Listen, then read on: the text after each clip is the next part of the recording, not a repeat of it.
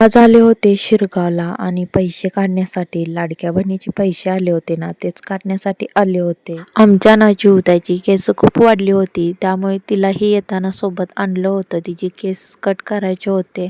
माझंही थोडं पार्लरमध्ये काम होतं. उद्या आहे ना रक्षाबंधन आणि त्यामुळे थोडी खरेदी करायची होती. पहिल्यात आधी आपण राख्या घेऊ आणि त्यानंतर आपण पार्लरमध्ये जाऊ.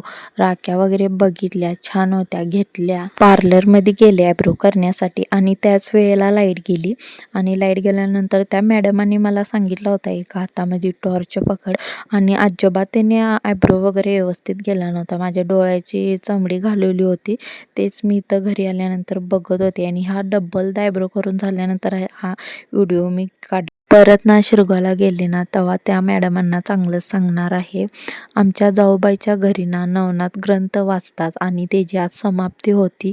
9 मुलांना जेवायला वाढलं होतं. श्रावण महिन्यामध्ये ना नवनाथ ग्रंथ वाचला जातो. मुलांचं जेवण वगैरे झाल्यानंतर त्यांच्या पाया वगैरे पडत होते सर्वजण आणि नवनाथांचे 9 रूप मानले जातात, त्यामुळे त्यांचा आशीर्वाद घ्यावं म्हणतात. म्हणजे 9 जण ते नवनाथच असतात. 9 मुलांना ना भगवस्त्र दिलं जातं, पानाचा विडाही दिले जातात, पैसेही.